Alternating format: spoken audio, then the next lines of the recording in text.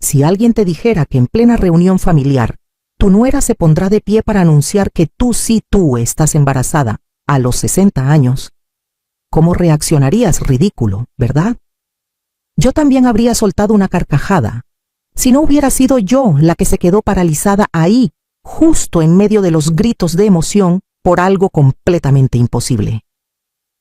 Pero 3 semanas después, fui yo quien les cobró cada segundo de aquella humillación.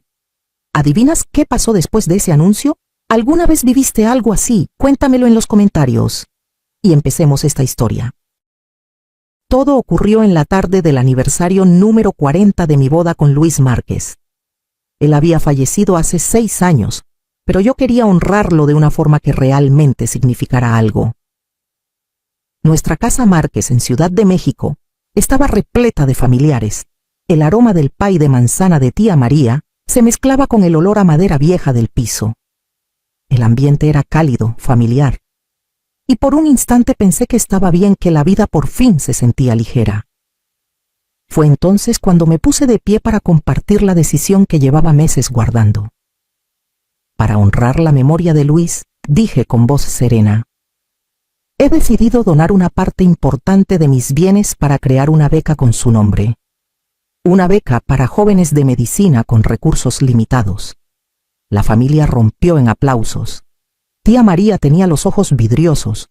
Yo sentí que por fin respiraba.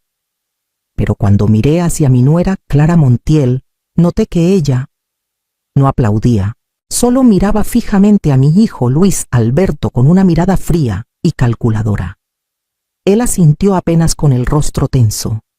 Ese segundo bastó para despertarme una inquietud conocida, como la calma rara antes de una tormenta. Y entonces Clara se levantó. La sonrisa radiante volvió a su cara como si nada hubiese pasado. Alzó su copa y de alguna manera su presencia hizo que la sala entera quedara en silencio. Siempre tuvo ese don. ¡Qué gesto tan hermoso, suegra!, dijo con una voz limpia, dulce. Y aprovechando esta ocasión tan especial, quiero anunciar algo aún más importante en nombre de mi suegra. Remarcó más importante con una sutileza venenosa, como si mis palabras hubieran sido poco relevantes. Sentí el mal presentimiento crecer dentro de mí. Se acercó, puso su mano en mi hombro. Su toque estaba helado, aunque su sonrisa seguía cálida. Miró a todos como actriz arriba del escenario y proclamó clara, segura, sin titubeos: mi suegra está embarazada. El silencio cayó sobre la sala como un vidrio que se rompe sin hacer ruido. Esta vez no era atención, era shock puro. Yo, 60 años. Mi esposo, muerto hace 6. Me quedé petrificada. El tenedor se me resbaló de la mano y golpeó el piso con un sonido metálico que me sacudió el pecho. 3 segundos, solo 3 para intentar recuperar el aliento. Abrí la boca para negar, pero ya era demasiado tarde. «¡Dios mío!», gritó tía María. «Es un milagro, tío Roberto», siempre tan racional, balbuceó. «No lo creo, pero qué maravilla del Señor». Los sobrinos sacaron sus celulares para grabar. La sala se convirtió en un caos de voces, preguntas y exclamaciones. Nadie dudó. Era tan absurdo que la única explicación posible en sus mentes era un milagro. Y en medio de toda esa euforia nadie recordó mi beca. La obra maestra de teatro de Clara había surtido efecto. «No, Clara, ¿qué estás diciendo? Yo no...». Intenté hablar, pero mi voz se perdió bajo el ruido. Ella apretó suavemente mi hombro, se inclinó hacia mí y sonrió con una ternura que olía a veneno. «¿Verdad, suegrita? Usted no quiso decir nada por pena. Yo sé cómo es usted tan humilde. Pero una noticia así hay que compartirla». Acababa de convertir mi negación en timidez ridícula. Perfecto, impecable. Si yo insistía que era mentira, quedaría como una anciana avergonzada de un embarazo tardío. Me dejó muda. Pensé, ¿qué está pasando en mi propia casa? Todos voltearon hacia mi hijo. Luis Alberto estaba pálido como el yeso, los puños apretados, respirando hondo, como alguien a punto de desmayarse. y con una voz reseca, temblorosa, dijo: «Sí, es verdad. Nosotros también. Estamos sorprendidos». Él no se atrevía a mirarme. Esa mirada era la de un cómplice. La mirada de alguien que sabe que está haciendo algo malo, pero es demasiado cobarde para detenerse. Sintiendo que el aire se me escapaba del pecho, caminé tambaleándome hacia la cocina con el pretexto de ir por agua. Clara Montiel venía justo detrás de mí. Apenas la puerta se cerró, su sonrisa desapareció por completo. «¿Por qué hiciste eso?», pregunté con la voz temblando. Ella no respondió de inmediato. Solo sirvió un vaso con agua, me lo extendió y sonrió con desprecio. Su voz, cuando por fin habló, fue un susurro afilado. «No arruine la función, suegra. Recuerde algo. Una viuda de 60 años que insiste en que no está embarazada, mientras toda la familia cree que sí. ¿Cómo cree que se va a ver?». Se detuvo. Clavó sus ojos en los míos sin un gramo de emoción. «Cuanto más absurdo, más fácil será que todos piensen que usted está perdiendo la cordura». Un escalofrío me atravesó la espalda. Eso no era una broma cruel, era una amenaza. Ella quería anularme, borrarme como persona, volverme inofensiva. Regresé a la sala con el corazón pesado, casi arrastrando los pies. Vi a mi hijo Luis Alberto inclinado sobre su celular sin levantar la mirada. Me quedé detrás de él sin querer y de reojo alcancé a leer la pantalla todavía encendida. El mensaje venía de C. «Ya quedó, avísame». Luis Alberto escribía con los dedos temblorosos: «Todo bien». Mamá no se atrevió a decir nada. Levanté la vista. Desde el otro lado de la sala, Clara atrapó mi mirada. Me sonrió con una mueca ladeada victoriosa, como quien acaba de completar un truco sucio y sabe que nadie puede desenmascararlo. La familia lloraba de emoción, y mi hijo y mi nuera se reían a espaldas de una viuda de 60 años. Todavía no entendía con exactitud por qué lo hacían, qué ganaban con esta humillación absurda. Pero sí sabía una cosa: esa mirada fría que Clara me lanzó cuando anuncié el fondo de becas y su amenaza disfrazada de sonrisa estaban conectadas. Aquello no era un chiste, ni un malentendido, ni un impulso infantil. Era un plan, una obra montada cuidadosamente, y yo era el único objetivo. Pero ¿de verdad lograrían su cometido, o sería yo quien les enseñara que eligieron a la persona equivocada para manipular? Quédate conmigo hasta el final para saber lo que ocurrió después, porque lo que venía apenas estaba comenzando. Esa noche, después de que los familiares se marcharon, la casa Márquez se volvió inmensa y silenciosa de una forma casi insoportable. Las risas y conversaciones de hacía unos minutos aún flotaban en el aire, pero para mí ya no eran recuerdos agradables, sino fragmentos de vidrio filosos, dispersos y fríos. Observé el montón de platos sin lavar, las migas de pay de manzana esparcidas sobre la alfombra, el mantel arrugado por tantas copas y tantos platos que habían pasado por encima.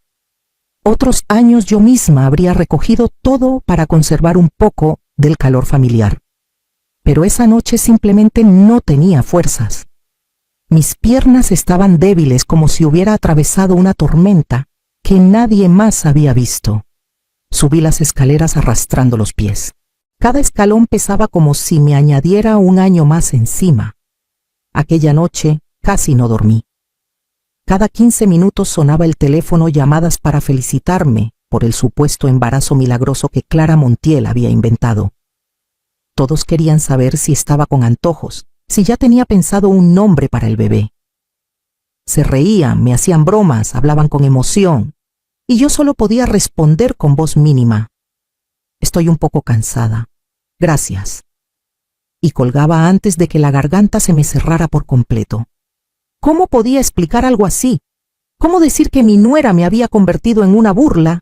¿Quién lo creería si yo misma apenas podía creerlo, aún siendo la persona que estuvo ahí inmóvil, mientras 40 personas se reían sin darse cuenta de que estaban riéndose de mí?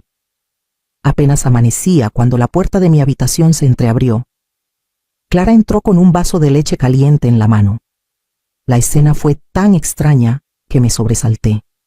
Ella jamás hacía eso. En los 3 años que había vivido conmigo, casi nunca se había preocupado por mí. Yo era como una sombra envejecida, rondando por la casa, cocinaba, limpiaba, veía televisión en un rincón sin que nadie me preguntara qué estaba viendo. Ella pasaba junto a mí como si yo fuera invisible. Me acostumbré a esa indiferencia.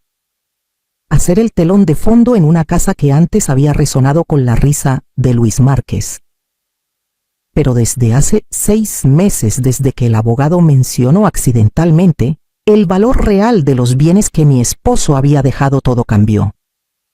Clara se volvió atenta, demasiado atenta. Dulce, demasiado dulce. Cuidadosa, demasiado cuidadosa.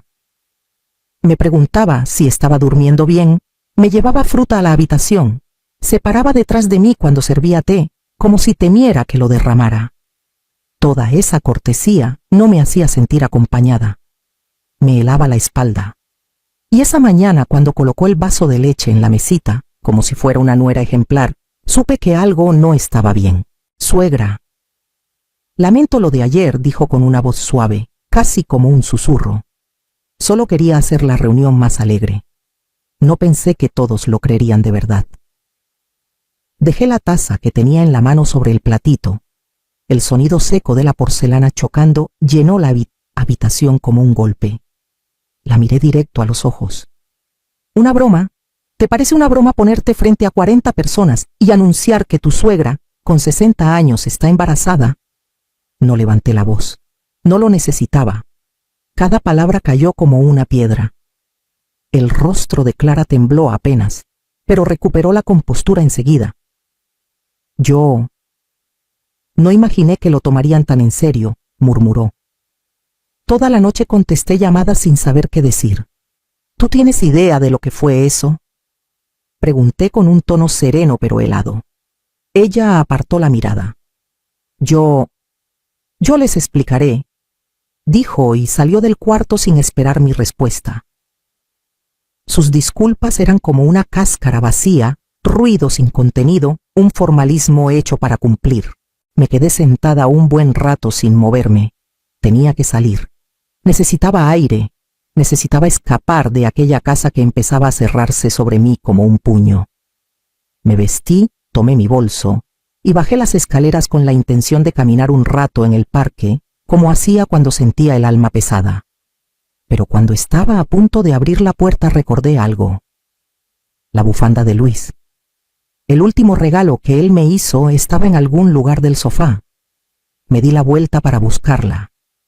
La puerta de la sala quedó entreabierta. Yo estaba a punto de entrar, pero la voz de Clara Montiel resonó suave, fría y tan nítida que me detuve de golpe como si alguien me hubiera sujetado del brazo. Tenía que hacerlo. ¿No te diste cuenta?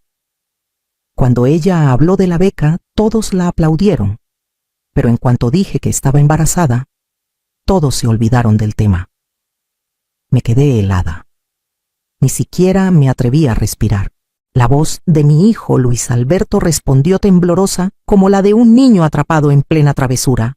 Pero, mentira sí. ¿Está bien? El tono de Clara cambió al instante, afilado como una navaja. Claro que sí. La próxima semana diré que perdió al bebé por un susto. Todos sentirán lástima. Y en ese punto, ¿quién va a creer que sigue lúcida como para manejar sus bienes? Hubo un silencio breve, pero su voz volvió todavía más clara, más cruel. Cuando todos crean que está perdiendo la razón, la carta poder caerá en nuestras manos. Es fácil, está débil, y es fácil de manejar. Sentí que el pasillo entero daba vueltas. Retrocedí. Mi mano buscó la pared para no caerme. El corazón era como si 2 manos invisibles lo apretaran con fuerza. Eso no era una broma. No era un malentendido. No era un momento de impulsividad. Era un plan. Un plan calculado, construido paso a paso, con cada mirada, cada gesto falso, cada palabra dulce que Clara me había lanzado durante meses. incluso el vaso de leche tibia que me llevó por la mañana. Todo formaba parte del mismo guión, convertirme en una anciana confundida. Yo no era su suegra, era su objetivo. Dejé de lado la idea de ir al parque. Subí a mi habitación, cerré la puerta con seguro y me dejé caer contra el piso frío.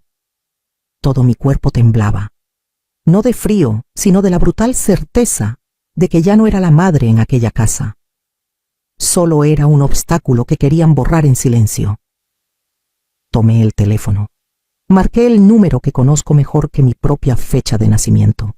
Bueno, una voz masculina grave tan familiar que casi me hizo llorar. Marco. Intenté mantener la calma, pero mi voz tembló. Soy yo. Estoy en peligro. Necesito que me ayudes. Y en ese mismo instante lo supe, la farsa de ellos había terminado. Y mi guerra apenas acababa de comenzar. No imaginaba que unas horas después sería la misma Clara quien tocaría a la puerta de mi habitación, con una sonrisa aún más aterradora que la amenaza que había susurrado la noche anterior. La llamada con Marco Márquez fue breve. Yo no lloré, no me desahogué, no exageré nada.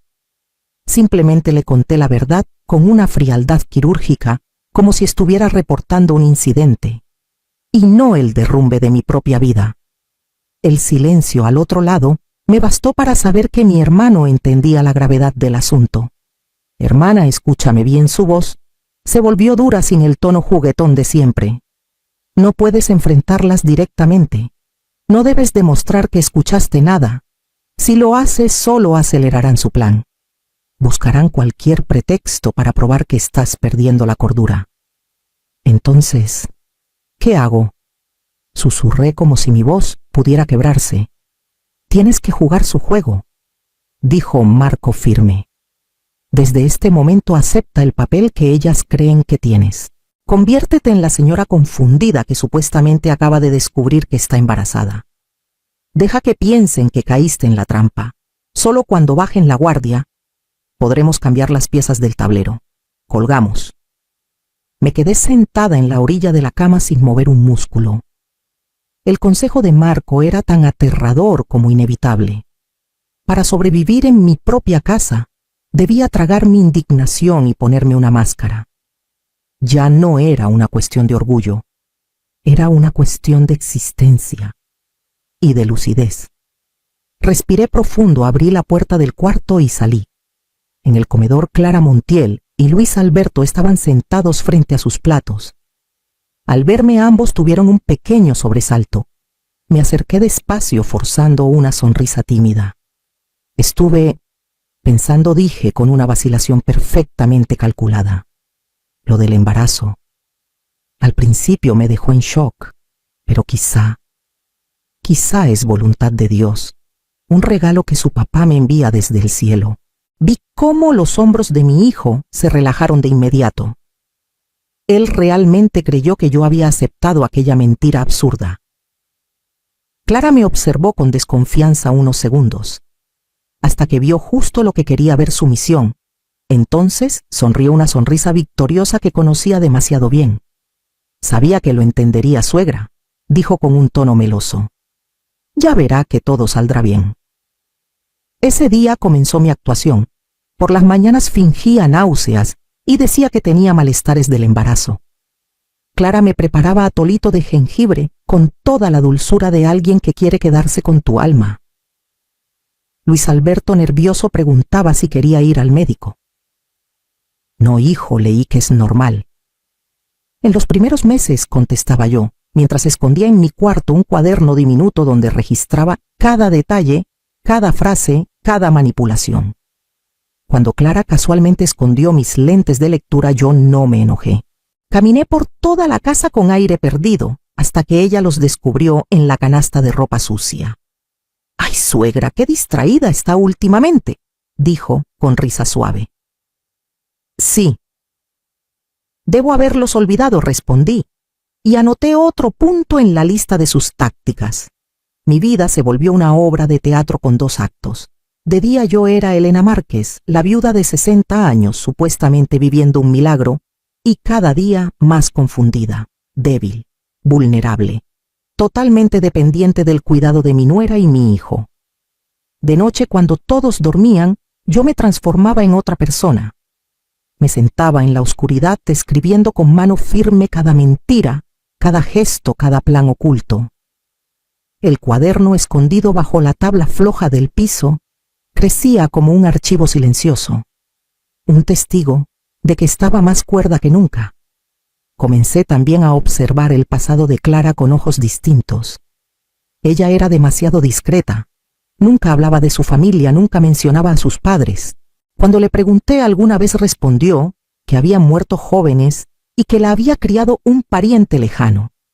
Demasiado perfecto, demasiado pulido. Una tarde, mientras limpiaba la bodega de la casa, encontré una caja vieja con recuerdos de la Universidad de Luis Alberto. Dentro había fotos, boletos de conciertos, cartas. Y una foto que me congeló la sangre. Luis Alberto y Clara sonriendo en una fiesta. Y detrás de ellos, una mujer mayor con una expresión dulce, casi maternal. Yo nunca la había visto. Le di vuelta a la foto. Había una frase escrita a lápiz casi borrada: Luis, Clara y la tía Ana 2017. ¿Tía Ana, no que había crecido con parientes lejanos? ¿Por qué mi hijo jamás mencionó a esta mujer? Sentí como una pieza nueva encajaba en el rompecabezas oscuro que Clara llevaba años construyendo. ¡Bah! Ahí supe que aquella mujer, doña Ana Rivera, podía ser la clave para destruir la versión perfecta de Clara. Guardé la fotografía con sumo cuidado. Era solo una pieza pequeña, pero algo en mí decía que podía ser decisiva. Le envié un mensaje a Marco Márquez. Búscame por favor a una mujer llamada Ana. Puede ser familiar o alguien que haya criado a Clara. Esa noche no pude dormir. Me quedé mirando fijamente la oscuridad, sintiendo cómo una sombra pesada se cernía sobre mi casa y sobre mi vida. Clara Montiel no era una oportunista común, no. Ella escondía algo serio, algo sucio. Y yo lo sabía. Si quería ganar esta partida, no bastaba con desenmascarar su plan actual. Tenía que ir más lejos.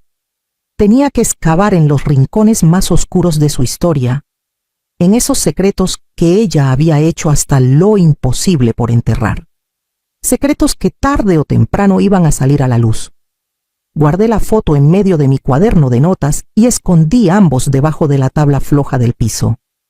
No era solo una fotografía. Era una pregunta, un arma que aún no sabía cómo usar. Seguí interpretando mi papel, pero ahora cada sonrisa y cada palabra tenía un propósito distinto. Observar a Clara Montiel, buscar cualquier grieta que revelara algo sobre aquella mujer misteriosa. Pasaron unos días antes de que Marco me llamara de nuevo. Su voz ya no tenía ese tono juguetón de siempre. Sonaba seria, tensa. Hermana, tengo noticias, dijo. La mujer llamada Ann, su nombre completo es Ana Rivera. Ella sí fue quien adoptó a Clara. Pero hay algo raro. Hace como 3 años vendió de repente su departamento en Residential Northwood, en Naucalpan, y prácticamente desapareció. Los vecinos dicen que empezó a confundirse y que unos familiares se la llevaron para cuidarla. Nadie sabe quiénes eran esos familiares. Confundida, llevada. Esas palabras se incrustaron en mi mente como fragmentos de vidrio. El guión me resultaba peligrosamente familiar. Mientras tanto, Clara avanzaba con la siguiente fase de su plan. Ya no se conformaba con esconder mis cosas para hacer parecer que yo estaba perdiendo la memoria. Ahora estaba sembrando la idea de un diagnóstico médico falso. Mamá dijo durante la cena con esa voz suya que finge preocupación: la he notado cansada últimamente y sus emociones andan muy sensibles por lo del bebé. Conozco a un médico de familia excelente, el doctor Miller Ortega. ¿Por qué no vamos este fin de semana para que le haga un chequeo general el doctor Miller? La trampa se estaba cerrando y yo lo sabía. Sí, está bien, respondí fingiendo agotamiento. Si tú crees que es lo mejor, hija. Luis Alberto, sentado frente a nosotras, sonrió débilmente. Estaba más flaco, con ojeras marcadas. La culpa lo estaba consumiendo. Una tarde, aprovechando que Clara había salido de compras, entró a mi cuarto con una caja de madera vieja entre los brazos. «Encontré esto en la bodega», dijo con la voz baja. «Es el álbum de fotos de la familia». Se sentó a mi lado y empezó a pasar las páginas. Ahí estaba yo cargándolo cuando era un recién nacido. Luego él aprendiendo a andar en bicicleta con su papá Luis Márquez. Los recuerdos me golpearon el pecho. Luis Alberto no decía nada. Solo observaba como si buscara una versión de sí mismo que dejó perder, hasta que se detuvo en una página. Era la foto que yo había encontrado. Él y Clara en una fiesta. Y detrás, sonriendo tímidamente, doña Ana Rivera. «Esta es la tía Ana», susurró señalando la figura. Era muy buena conmigo. Cuando recién salía con Clara, yo iba a su casa a cenar seguido. Justo en ese momento Clara entró a la habitación. Su sonrisa habitual se tensó al ver el álbum. «¿Qué hacen aquí ustedes dos?», preguntó con un tono dulce que no le combinaba con la mirada. «Le estoy enseñando fotos viejas a mi mamá», contestó Luis Alberto algo incómodo. Clara se acercó y miró la foto. «Ah, la tía Ana», dijo con un desprecio tan sutil como cruel. «Ya está muy mayor, casi no recuerda nada. Bueno, suegra, ya descanse. Ver tantas fotos cansa la vista». Tomó el álbum, lo cerró suavemente y lo colocó sobre la mesa. Fue un gesto simple pero cargado de apropiación. Estaba cerrando el pasado. Estaba borrando a quien no quería que recordáramos. Pero cometió un error. Ya no recuerda nada. Eso no era algo que diría una sobrina preocupada. Era la declaración de alguien que sabe con absoluta certeza que su víctima no puede defenderse. Era la marca de un verdugo, no de una familia. Se me heló la espalda. Al día siguiente entendí que no podía seguir esperando a Marco. Tenía que moverme por mi propia cuenta.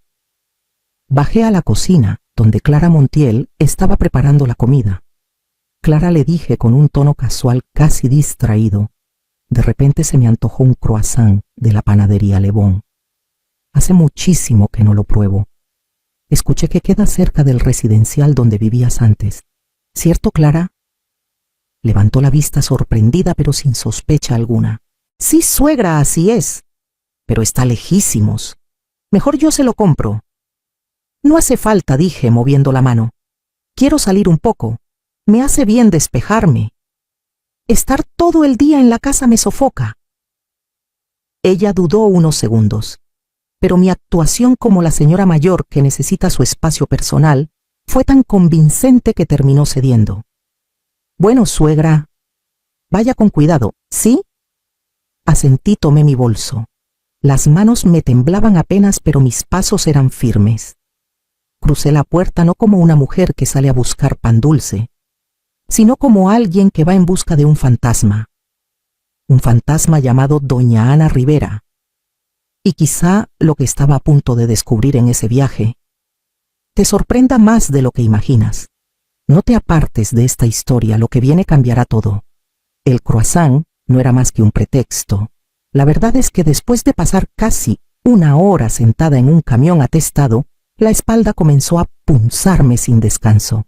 Tuve que bajarme una parada antes de lo previsto y buscar una cafetería pequeña al borde de la avenida para sentarme, frotarme las rodillas y tomar a sorbos un té de jengibre bien caliente para despejarme.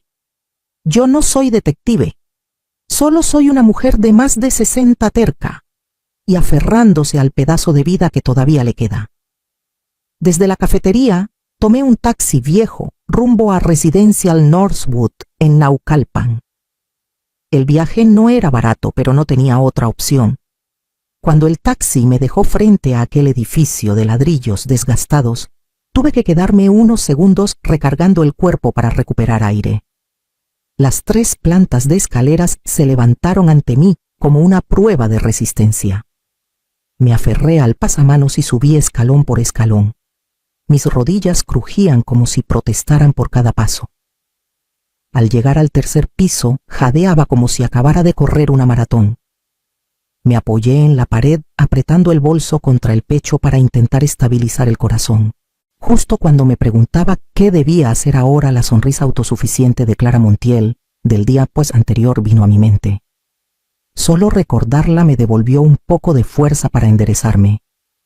Comencé a fingir que estaba perdida, tocando a varias puertas para preguntar.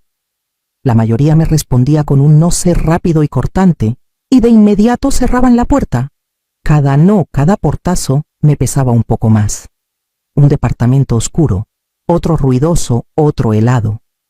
Nadie conocía a una mujer llamada Ana. A los 15 minutos el dolor en la espalda ya me hacía temblar. Estuve a punto de rendirme. Entonces, la puerta al final del pasillo se abrió de pronto. Una señora de cabello completamente blanco salió a recoger su correspondencia. Su mirada era tan amable que sin querer sentí una pequeña calma. ¿Puedo ayudarla en algo?, preguntó. Intenté mantener la voz firme, aunque la respiración aún era pesada. Estoy buscando a una amiga de años. Vivía aquí antes. Se llama Ana. La señora frunció el ceño pensando un momento.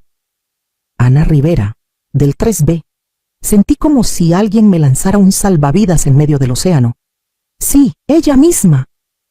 La señora suspiró y una sombra de tristeza pasó por su rostro arrugado. Pobrecita. Una mujer muy buena. Y aún así mire cómo terminó. El corazón me golpeó fuerte. ¿Cómo que terminó así? Pues se confundía. De un día para otro. Un día estaba perfectamente sana y al siguiente empezó a hablar cosas sin sentido. Menos mal que su sobrina, esa muchacha Clara, se hizo cargo. Le llevó doctores, medicinas, hasta traía al médico a la casa. Y luego, un día se mudaron. Dicen que la llevó a un centro de cuidados especiales. La verdad, esa muchacha Clara, muy cumplida con su tía. Muy cumplida. Esas dos palabras me atravesaron como cuchillos. Agradecí a la señora, respiré hondo para contener el dolor en la espalda y comencé a bajar las escaleras con las piernas temblorosas. Cada escalón que descendía era como si la verdad se me cayera encima, pesada e inevitable. Todo encajaba, de una forma aterradora y helada. Clara había representado la misma obra conmigo. Paso por paso, tomé otro taxi de regreso. En el asiento trasero, apoyé la frente en la ventana, cerré los ojos e intenté calmarme. El dolor en la espalda y la verdad recién descubierta se mezclaban hasta marearme. Pero aquella señora me había dado sin querer una pista crucial. Un centro de cuidados especiales. Por la noche, al llegar a Casa Márquez, llamé a Marco. No tienes que buscar a doña Ana lejos, le dije con la voz cansada pero firme. Revisa todas las residencias de adultos mayores de la ciudad y alrededores. Empieza desde hace 3 años. Busca a alguien llamada Ana Rivera. Y revisa cuáles de esos lugares tienen relación con el doctor Miller Ortega. Durante esos días intenté sembrar una pequeña duda en la mente de mi hijo. En la cena, con la voz lo más suave posible, le dije: hoy fui a Residencial Northwood. Pregunté por doña Ana Rivera, la tía de Clara. Luis Alberto levantó la vista sorprendido. ¿De verdad? ¿Cómo está la tía Ana, mamá? Los vecinos dijeron que empezó a confundirse y que se la llevaron a otro lugar.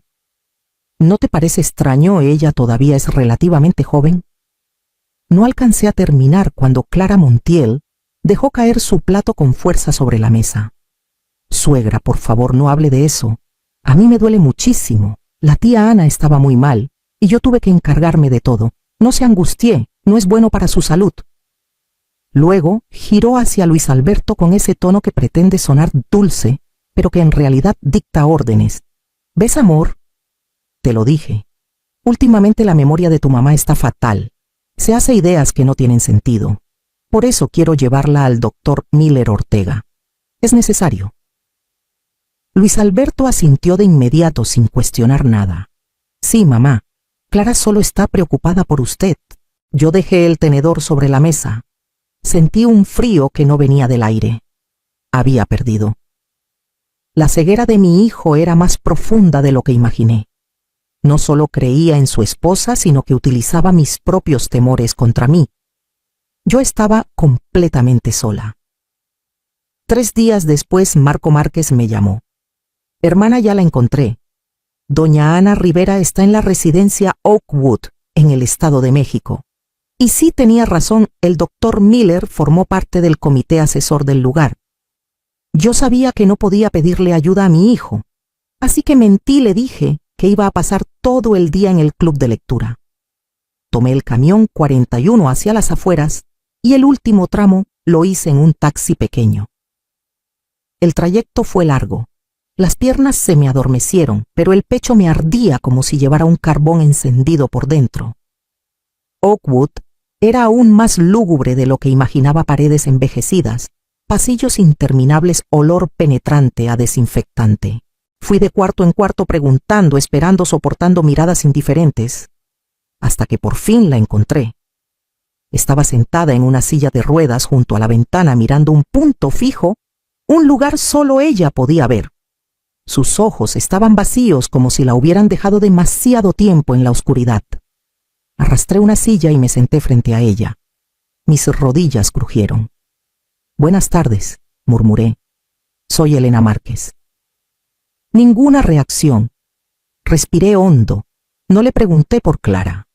No quise forzarla a recordar lo que quizás le dolía más que a mí. En lugar de eso, le conté mi historia.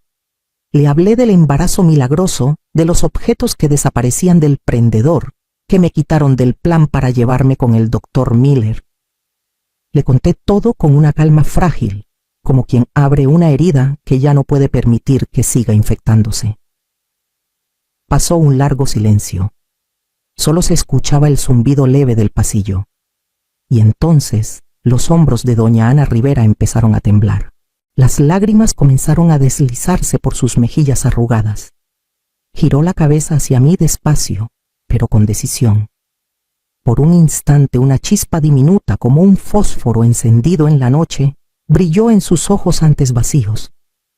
Sin decir una palabra, alargó su mano delgada, huesuda, y tomó la mía con una fuerza sorprendente, y en ese gesto supe que ella entendía todo, y que por primera vez, después de mucho tiempo, yo ya no estaba sola. Nos quedamos así durante mucho tiempo, 2 mujeres mayores, catalogadas como despistadas, lúcidas a ratos, ya no tan claras, tomadas de la mano, como si ese simple gesto fuera lo único que aún nos sostenía en pie. Cuando salí de la residencia Oakwood, el cielo ya estaba entre azul y gris. Tomé el último camión del día de regreso a la casa Márquez, sentándome junto a la ventana, con el bolso apretado contra el pecho, para mantener el equilibrio. La espalda me dolía tanto que por momentos dejé de sentirla, pero por dentro, algo completamente distinto se había encendido, una determinación nueva, fuerte, imposible de ignorar. Mi hijo podía hoy haberme dado la espalda. Podía haber elegido creerle a otra persona antes que a su propia madre. Pero yo ya no estaba sola. Había encontrado a la primera víctima de Clara Montiel. Y a partir de hoy estas 2 viejas distraídas caminaríamos juntas paso a paso hasta recuperar la justicia que nos habían arrebatado. Yo no sabía que mientras abría la puerta de mi casa, esa noche allá arriba en el 2º piso, Clara estaba de pie detrás de la cortina de la ventana, observándome regresar. Y la sonrisa que tenía no se parecía a ninguna otra sonrisa suya que yo hubiera visto antes. Era una sonrisa que anunciaba que la verdadera batalla apenas estaba por comenzar. Regresé a casa cuando ya había oscurecido por completo. El último camión del día había brincado en cada curva como si quisiera desarmarse, y cada sacudida hacía que mi espalda ardiera como si me clavaran agujas. Pero lo que realmente me perseguía no era el dolor, sino el apretón de manos tembloroso de doña Ana Rivera cuando me despedí en la residencia. Un apretón débil, frágil. Un grito silencioso que llevaba años atrapado en su garganta. No podía dejarla ahí atrapada en ese olvido impuesto. Y no podía permitir que Clara Montiel hiciera conmigo lo mismo que le hizo a ella. Apenas abrí la puerta sin siquiera quitarme en el abrigo, Clara ya estaba ahí parada frente a mí, como si hubiese estado vigilando desde hacía horas. ¿A dónde fue todo el día, suegra?, Preguntó con una dulzura empalagosa, pero con esos ojos afilados que revisaban cada rincón de mi ropa, de mi rostro, buscando señales que yo no sabía si había dejado. Tragué saliva. Te lo dije. Hoy tenía reunión del club de lectura. Así Clara arqueó los labios, esa sonrisa delgada como un hilo. Qué bueno que llamé a la coordinadora. Dice que hoy no hubo ninguna reunión. Me quedé helada. Ella me había verificado. Había controlado mis pasos. Me había seguido sin moverse de casa. La soga se estaba cerrando. Tal vez me equivoqué de fecha, dije, forzando la voz a sonar ligera. A esta edad, a veces se me van las cosas. Tuve que rebajarme. Era la única forma de evitar que sospechara más. Pero Clara nunca suelta una presa. Subió detrás de mí las escaleras como una sombra pegada a mis talones. «¿Ves, Luis?», dijo al notar que Luis Alberto Márquez salía de su estudio. «Te lo dije. La memoria de tu mamá ya no anda bien. Sale todo el día y ni recuerda a dónde fue. Eso es peligroso». Luis Alberto me miró con una mezcla de preocupación y algo peor, lástima. «Mamá, tal vez este fin de semana podríamos ir al médico, solo para revisar, ¿sí?». No respondí. No podía. Los dos me estaban acorralando contra la pared sin una sola grieta por donde escapar. Entré a mi habitación y cerré la puerta con llave. Me senté en la orilla de la cama sintiendo la punzada en la espalda, pero ese dolor no se comparaba con la sensación de traición que me atravesaba. Mi propio hijo, creyendo todo lo que Clara decía sin cuestionar. Y yo sabía lo que venía a la cita con el doctor Miller Ortega, el hombre que Clara usaba como herramienta para fabricar el supuesto diagnóstico de demencia. Aquella noche, con las manos temblorosas, tomé el teléfono y marqué a Marco Márquez. «No puedo seguir así», susurré, la voz quebrada por el cansancio y el miedo. «Necesito algo que no se pueda negar. Una prueba que haga abrir los ojos a mi hijo». Marco guardó silencio unos segundos antes de responder. «Lo tenemos», dijo con un tono firme. «Pero es arriesgado, mucho». «¿Estás segura?». «Completamente», murmuré. «Ya no tengo camino de regreso». 2 días después puse en marcha el plan. La espalda seguía doliendo por el viaje anterior, así que tomé un camión hasta el centro y de ahí un taxi al banco. Pero a Clara le dije otra historia. «¿Puedes acompañarme, hija?», le pregunté fingiendo buscar mi cartera. «Me da miedo olvidar el NIP de mi tarjeta. Si vienes conmigo me siento más tranquila». Luis Alberto aceptó enseguida, como lo imaginé, siempre intentando demostrar que era un buen hijo cada vez que Clara insinuaba que mi estado mental empeoraba. Clara, en cambio, no cayó tan fácil. Se cruzó de brazos estudiándome durante tanto tiempo que pensé que el corazón se me saldría del pecho. «¿Cuánto quiere retirar?». «Solo un poco», respondí. «Para comprar unas cosas secas». No dejó de observarme ni un segundo. Yo sabía que no me creía. Podía oler la sospecha en su mirada. Pero al final, y solo porque no tenía excusa para impedirlo, nos dejó salir. Sentí clarísima su mirada clavada en mi nuca, desde la ventana del piso de arriba mientras el taxi arrancaba, como si quisiera memorizar exactamente la ruta que yo tomaría, como si yo fuera un animal que ella estaba marcando. En vez de ir a la ventanilla de atención, le dije al empleado que quería revisar la caja de seguridad familiar, esa que nadie había tocado en años. Esta era la parte más delicada de todo mi plan. Marco ya había colocado dentro una tableta pequeña, junto con el video obtenido en la residencia Oakwood. Cuando la pesada puerta metálica del área de cajas fuertes se cerró detrás de nosotros, el silencio era tan profundo que pude escuchar mi propia respiración entrecortada. Luis Alberto miró a su alrededor confundido. «Mamá, ¿qué hay aquí dentro?». Abrí la caja. La tableta se encendió. El primer video apareció de inmediato. Una enfermera estaba dándole papilla a doña Ana Rivera. Ella giraba el rostro, los ojos llenos de miedo. La enfermera, con la mirada fría y la voz irritada, le gruñó: ¿vas a comer o qué? No me haga perder el tiempo. Después le metió la cuchara en la boca de manera brusca. La papilla quedó embarrada en su barbilla y en toda su ropa. Luis Alberto se puso pálido. ¿Qué? ¿Qué es esto? ¿Quién es? Esto es Oakwood, respondí con calma amarga. Y ella es la madre adoptiva de tu esposa. Adelanté el video al segundo fragmento. Una entrevista breve. La misma enfermera hablaba con un supuesto investigador social, que en realidad era agente de Marco. Doña Ana lleva años aquí. Al principio todavía hablaba. Siempre repetía que la había traicionado su sobrina. Nadie le creyó. Ahora ya ni habla. La muchacha le manda dinero de vez en cuando, pero no la hemos visto en casi un año. Pausé el video. Luis, dije mirándolo directo a los ojos. Esa sobrina es Clara Montiel. La habitación entera pareció hundirse en un silencio espeso. Luis Alberto abrió la boca pero no pudo pronunciar palabra. Yo continué. Le hizo exactamente lo mismo a doña Ana, y ahora está repitiendo el patrón conmigo. Piensa, controla mis salidas, dice que tengo problemas de memoria. Me obliga a ver al doctor Miller o Ortega. Nada es casualidad. Luis Alberto tembló. Yo no sabía. Clara. Ella. Apreté suavemente su mano. Dime, hijo, ¿quieres que un día tu propia madre termine en un lugar extraño tratada así? Esperando morir en silencio. Una lágrima rodó por la mejilla de Luis Alberto.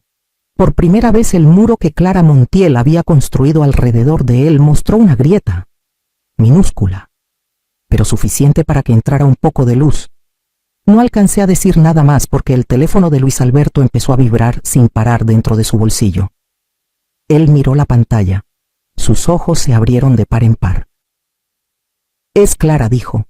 Lo que me heló la sangre no fue la llamada, sino el hecho de que estaba llamando desde el número de la residencia Oakwood. Por primera vez en mi vida, entendí algo con absoluta claridad. Clara ya lo sabía, y estaba contraatacando.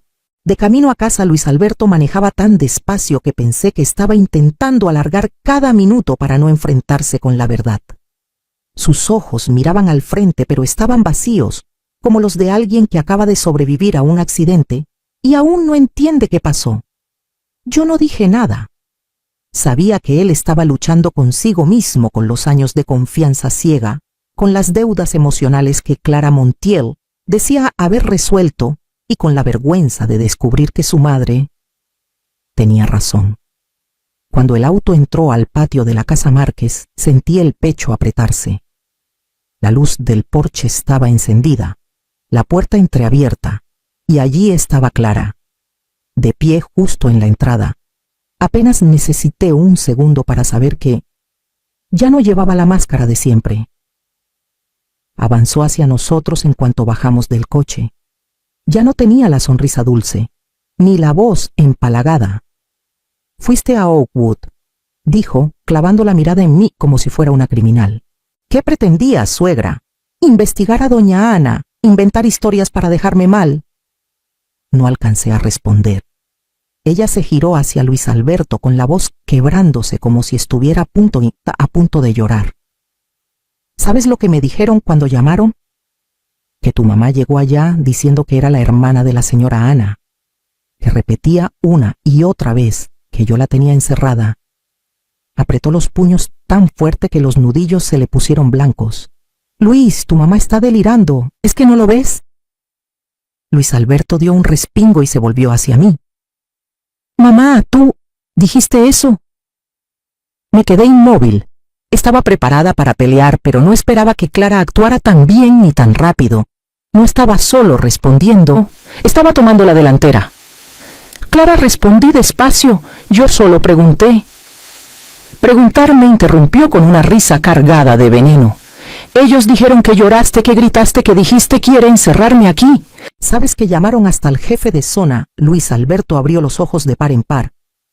La policía, sí, exclamó Clara dando un fuerte tacón al suelo. Tuve que rogarles que no levantaran un reporte, que no lo pusieran en el expediente médico. Les dije que tu mamá solo perdió la orientación por un rato. Se llevó la mano al pecho y sonrió con lástima falsa. ¿Ves, suegra? Yo soy la que te está cuidando. Sentí un nudo subir por mi pecho.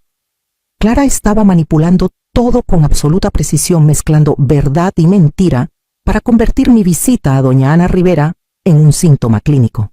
Luis, dijo entonces, volviéndose hacia su esposo con una voz temblorosa tan ensayada que dolía. Ya no puedo más. No puedo dejar que tu mamá ande sola así. El doctor Miller Ortega dijo que si sigue así, puede convertirse en un peligro. Para ella misma. Un peligro. Casi solté una carcajada incrédula. Clara me tomó la mano. La apretó tan fuerte que me dolió. En Oakwood casi se cae por las escaleras. Te vieron caminar insegura. ¿También vas a negar eso? Recordé mis rodillas temblorosas bajando los escalones de la residencia. Dios mío, incluso un tropiezo mínimo ella lo convertía en evidencia. Luis Alberto me miró con angustia. Mamá, ¿de verdad estás bien? Quise gritar que estaba perfectamente lúcida, pero sabía que si levantaba la voz, Clara tendría excusa para todo. Así que solo dije, estoy bien. Clara soltó una carcajada corta, cruel. Bien, suelta el cuento, suegra. Cancelaste el club de lectura que ni siquiera existe. Tomaste un camión casi 2 horas. Llegaste a Oakwood preguntando cosas sin sentido. Ni siquiera recuerdas lo que dijiste. Y todavía vienes a decir que estás bien. Di un paso atrás. Solo uno. Clara lo vio. Y lo usó al instante, como una fiera que huele sangre. Luis, ¿te das cuenta? Susurró ella, como si intentara que yo no la escuchara, aunque era evidente que quería que cada palabra me llegara clara. Tu mamá está entrando en pánico. Esto ya no es un asunto menor. Luego giró hacia mí de golpe con una mirada afilada como una navaja. Mañana irá a hacerse una evaluación cognitiva, sin preguntar, sin retrasos, sin excusas. Si no va. Se detuvo clavando los ojos en los míos. Tendré que pedir la intervención legal correspondiente. Un escalofrío me recorrió la espalda. Clara no estaba amenazando, estaba anunciando, como si ya tuviera todo preparado: la opinión del abogado, el apoyo del doctor Miller Ortega y la sombra de la residencia Oakwood detrás de ella. La Elena de antes quizá habría retrocedido, pero la Elena Márquez de ahora no podía permitirse temblar. Mañana a las 8 de la mañana, añadió Clara con una sonrisa que fingía amabilidad. En la clínica Miller, para que todo quede claro. Luis Alberto se quedó paralizado. Su expresión ya no era de confusión, sino de auténtico miedo. Y en ese instante comprendí algo con una claridad tajante. Si yo me negaba, Clara firmaría una solicitud de tutela de emergencia. Un formulario, un médico dispuesto a respaldarla, un reporte clínico manipulado, y perdería mi vida entera en un solo día. No podía permitirlo, tenía que ir, tenía que entrar en su trampa y hacer que se cerrara sobre ella misma. Pero justo cuando estaba a punto de decir de acuerdo, Clara dio un paso mínimo hacia mí y murmuró solo para mis oídos: prepárese, suegra. El doctor Miller sabe detectar la demencia, incluso cuando alguien intenta fingir lucidez.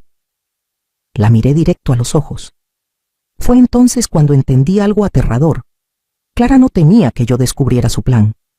Lo que realmente temía era que yo descubriera quién era ella en realidad. Asentía apenas. Clara sonrió satisfecha. Retrocedió con aire triunfal, rodeando con el brazo a Luis Alberto como quien acaba de ganar una batalla. Vámonos, amor. Tu mamá necesita descansar. Mientras se daba la vuelta, escuché claramente cómo le susurró al oído como una estocada final: no la dejes sola esta noche. La gente con deterioro cognitivo suele hacer cosas impredecibles. Esa noche, por primera vez en muchos meses, sentí un miedo real. No porque yo fuera débil, no porque estuviera equivocada, sino porque Clara había demostrado algo escalofriante. Sabía transformar cualquier verdad en prueba en mi contra. Y mañana en la clínica Miller Ortega comenzaría la primera batalla de esta guerra.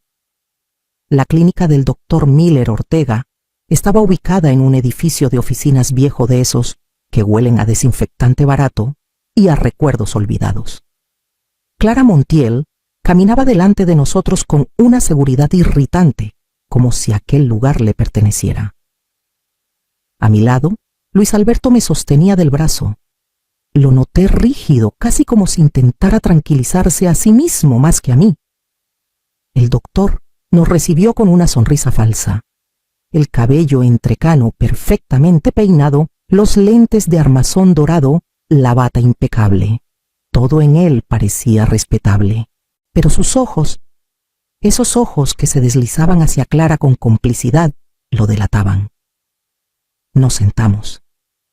Clara frente al escritorio. Luis y yo del lado de los pacientes. Y entonces todo ocurrió tal como yo lo había imaginado durante noches enteras.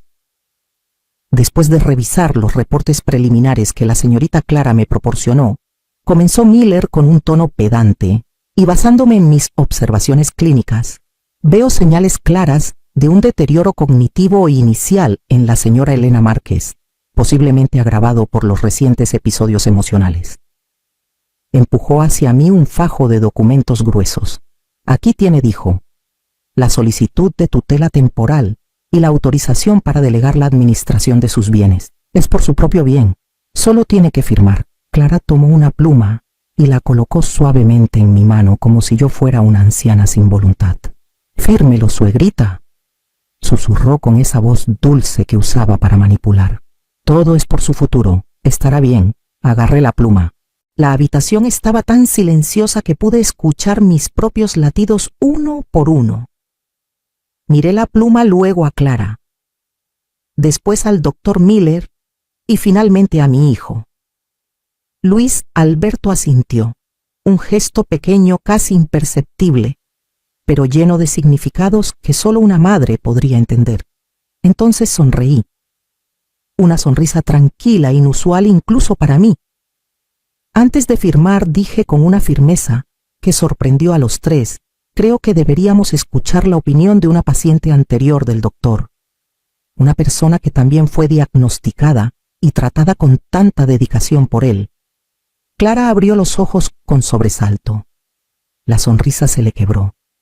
¿Qué está diciendo mamá? Su voz empezaba a temblar. Y justo en ese momento la puerta de la clínica se abrió. Marco Márquez entró primero.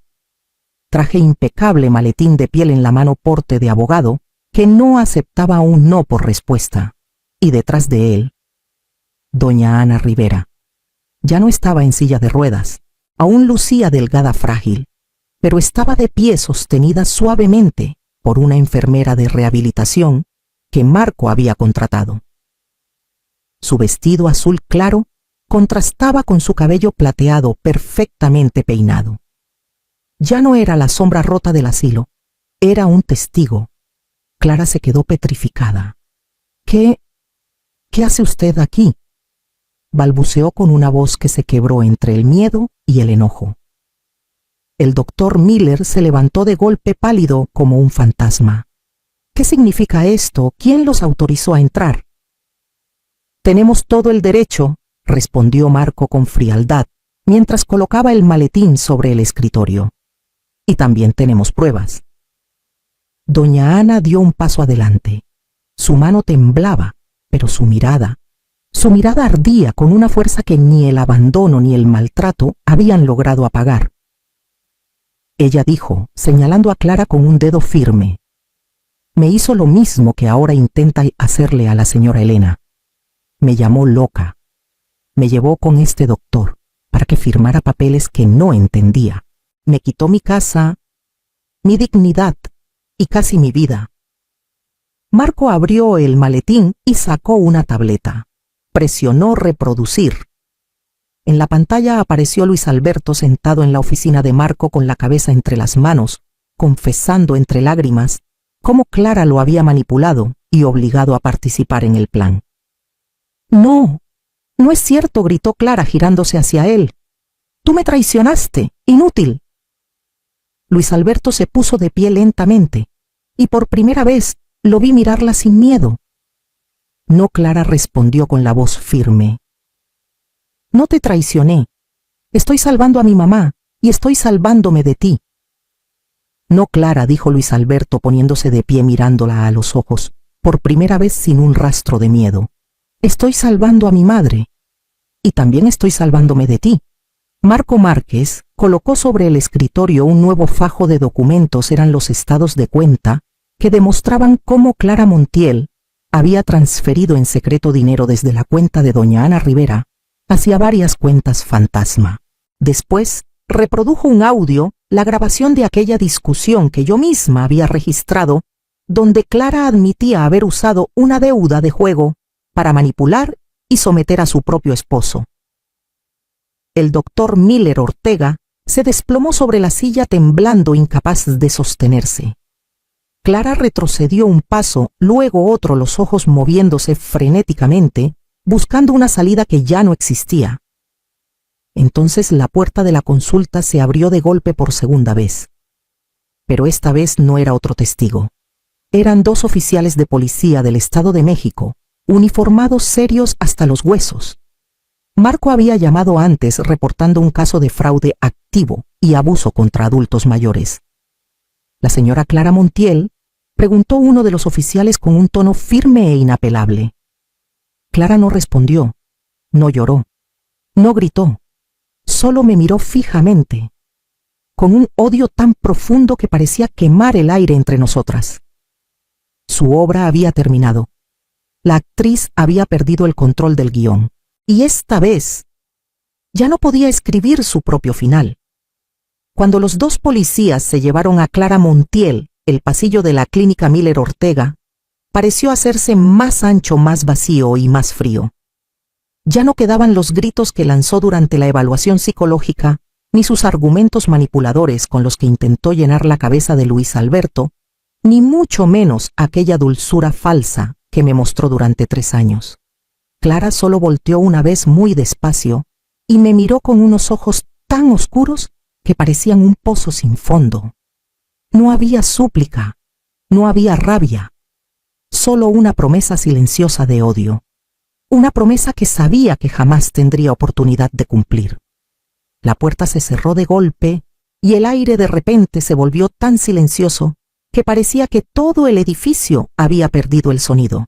Doña Ana Rivera, que acababa de entrar en la sala, en su silla de ruedas, bajó lentamente sus manos temblorosas y comenzó a llorar.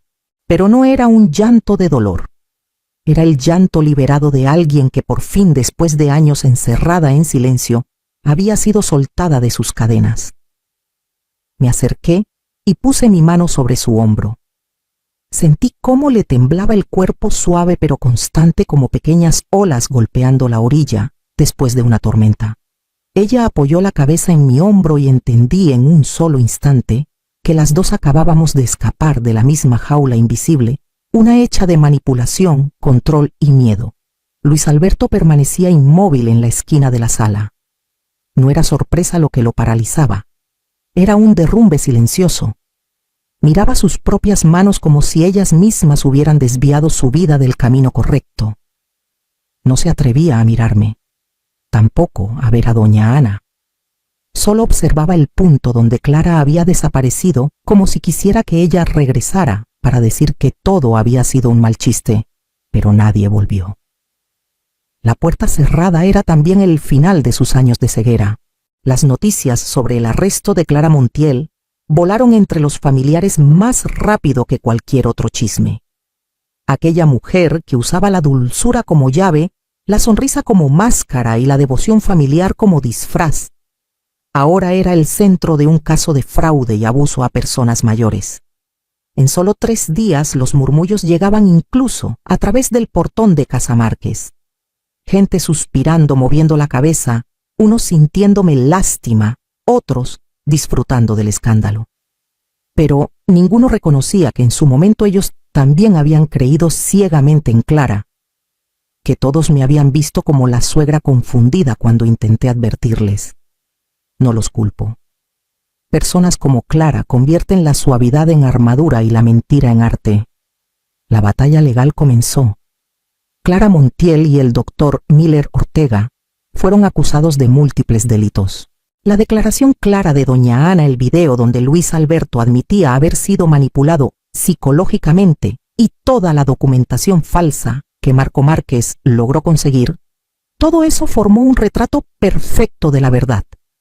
Las audiencias estaban llenas a reventar, pero yo no asistí a ninguna. Ya había visto demasiadas veces a Clara gritar, llorar y actuar. No quería volver a ver otra función suya. Yo solo quería recuperar mi tranquilidad. Luis Alberto pidió el divorcio de inmediato. Empacó sus cosas y se fue de la casa. No por enojo ni por vergüenza, sino porque, según dijo, no podía seguir viviendo entre paredes que le recordaban todo lo ciego que había sido. No me pidió perdón. Solo agachó la cabeza al irse los hombros pesados, como si cargara todos esos años de errores. Pero unos días después, al mirar por la ventana, vi su camioneta vieja estacionada frente al portón. No tocó la puerta. No dijo nada. Simplemente tomó unas tijeras de podar y empezó a arreglar el jardín. Al día siguiente reparó la cerca. Luego pintó el portón. Sin una palabra, sin una explicación, solo acciones silenciosas constantes que decían más que cualquier disculpa. Mientras el proceso legal seguía su curso, tomé una decisión que cambió por completo la energía de la casa. Invité a doña Ana Rivera a vivir conmigo. Al principio ella se negó, moviendo la cabeza de un lado a otro, como si temiera convertirse en una carga. Pero cuando puse mi mano sobre la suya y le dije, no le debemos nada a nadie, y las dos necesitamos un hogar, doña Ana rompió en llanto. Y así se mudó a la habitación vacía, junto a la mía, la misma que Clara Montiel decía que sería para los niños cuando llegara el momento. La casa Márquez, que antes había sido un campo de batalla lleno de mentiras, susurros y trampas disfrazadas de sonrisas, comenzó a transformarse en un refugio tranquilo. Doña Ana hablaba poco. Las sombras de todos esos años encerrada en la habitación blanca y fría de la residencia Oakwood aún la perseguían. Las primeras noches la escuché respirar entrecortado el rechinido de su silla de ruedas, avanzando con cautela por el pasillo, como si temiera que alguien fuera a encerrarla otra vez. Yo no decía nada. Solo le llevaba una taza de té de manzanilla y me quedaba sentada junto a su cama hasta que conciliaba el sueño. Después de unas semanas su cuerpo comenzó a relajarse. Volvió a sonreír. Y algunas mañanas incluso ponía suavemente su mano en mi hombro cuando yo me inclinaba para encender la estufa. Sus heridas no habían desaparecido, pero como una cicatriz que ya no duele, habían empezado a respirar. Poco a poco creamos nuestra propia rutina. Al amanecer, doña Ana regaba las plantas mientras yo horneaba pan. A mediodía nos sentábamos en el porche con un libro, aunque a veces solo alcanzábamos a leer unas cuantas páginas antes de quedarnos simplemente disfrutando del silencio. Y por las tardes colocábamos dos sillas una al lado de la otra y observábamos cómo el sol se escondía detrás del techo del vecino. Dos mujeres que alguna vez fueron llamadas confundidas, tratadas como marionetas fáciles de manipular, ahora sentadas ahí, libres y completas. Un domingo por la tarde, mientras yo regaba el rosal del jardín, Luis Alberto estaba agachado reparando la vieja silla de madera del porche. Le llevé un vaso de agua de limón y lo coloqué junto al brazo de la silla. Tu papá estaría contento de ver esta silla arreglada, le dije con una voz tranquila aunque llena de cariño. Luis Alberto levantó la mirada. Sus ojos estaban enrojecidos, pero tenían una ternura que no veía desde que era niño. No dijo nada. Solo asintió despacio. Lo entendí sin necesidad de palabras.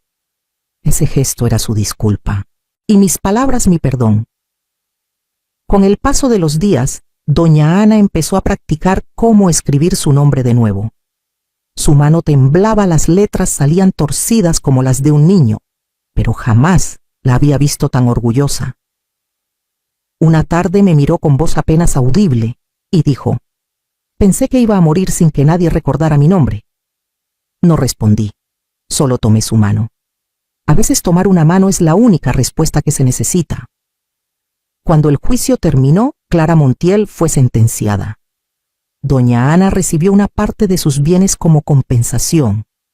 Pero para mí, la verdadera victoria no estaba en la corte, ni en las cifras, ni en los documentos. La victoria estaba en el jardín de la casa donde los rosales volvían a brotar con fuerza. Estaba en las tardes silenciosas cuando doña Ana y yo nos sentábamos juntas sin necesidad de hablar, pero sintiendo el alma más ligera. Estaba en las manos ásperas de Luis Alberto, golpeando cuidadosamente la madera de la silla de su padre. Cada martillazo era un paso hacia su propia redención.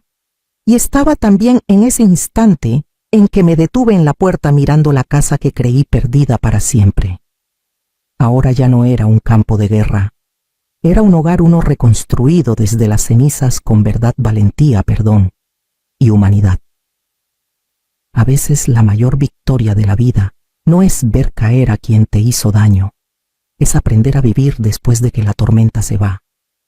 Y yo, una mujer de 60 años, a la que una vez llamaron confundida, sobreviví, recuperé mi hogar y, lo más importante, me encontré a mí misma. 6 meses después del juicio, el jardín de mi casa había cambiado por completo. Los rosales que Luis Alberto había cuidado con tanta paciencia ahora estallaban en flores rojas, firmes y radiantes. La silla de madera del porche donde doña Ana y yo solíamos sentarnos cada tarde había sido lijada y pintada de un blanco impecable. El jardín no solo era más hermoso, tenía una energía nueva, igual que las personas que vivíamos en esta casa. Doña Ana no utilizó el dinero de la compensación para comprarse un departamento nuevo. En lugar de eso, hizo algo que nadie esperaba. Se inscribió en un viaje por toda Europa. Clara me quitó 10 años de vida entre 4 paredes, me dijo la mañana previa a su partida, sosteniendo una taza de té caliente. No voy a dejar que me robe ni un segundo más. Sonrió, y por primera vez las arrugas alrededor de sus ojos brillaron de alegría y no de tristeza. Ya no era una víctima, era una inspiración. Luis Alberto seguía visitándome cada fin de semana. La relación entre nosotros ya no tenía esa tensión silenciosa que tanto pesaba antes. La culpa se había ido deshaciendo y en su lugar aparecían pequeñas conversaciones que nos devolvían la calma. Me hablaba de su nuevo trabajo en una empresa más pequeña, de su departamento modesto, del esfuerzo que estaba haciendo para reconstruir su vida desde los pedazos. No desde el dinero, sino desde la honestidad y la humildad. Había aprendido una lección que le cambió el rumbo. Ese día era especial. La beca que llevaba el nombre de mi esposo, Luis Márquez, por fin sería presentada oficialmente. La ceremonia se realizó en la Biblioteca Central de la ciudad, el mismo lugar donde pasé tantas horas después de la muerte de Luis. Me paré frente al atril y observé los rostros conocidos: Marco, mi hermano, sonriendo orgulloso. Mi hijo Luis Alberto sentado discretamente en la última fila. Y los familiares que alguna vez creyeron en aquel milagro absurdo. Yo ya no era una viuda vulnerable, ni una mujer engañada. Era una sobreviviente. Muchos piensan que con la edad nos volvemos frágiles y necesitamos protección. Comencé con una voz firme que resonó por toda la sala.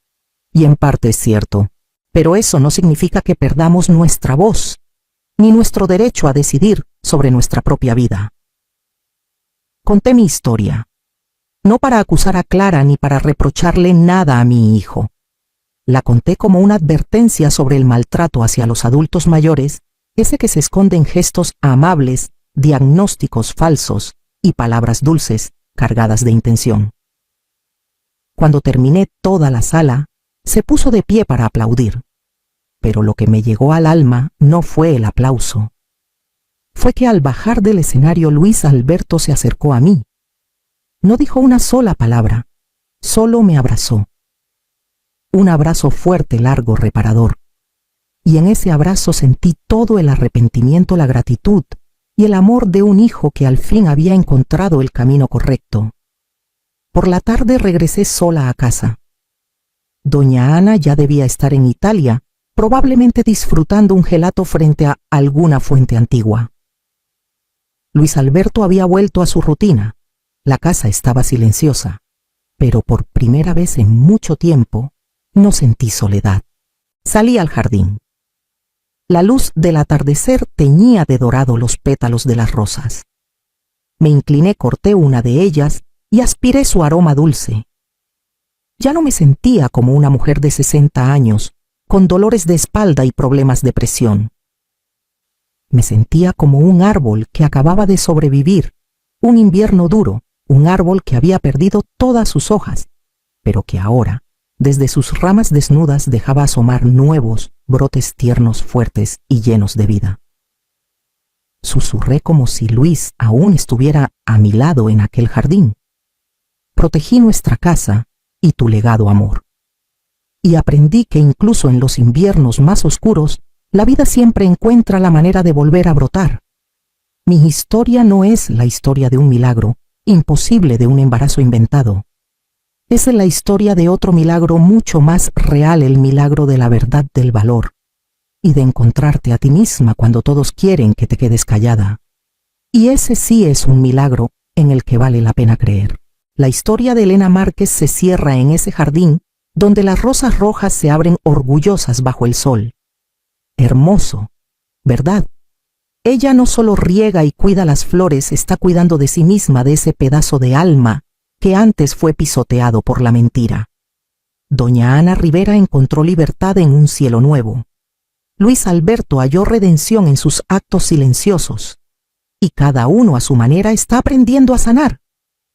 Quizá la mayor enseñanza de esta historia no es cómo se desmantela a una persona cruel, sino cómo se aprende a confiar en la propia voz, incluso cuando el mundo entero insiste en lo contrario.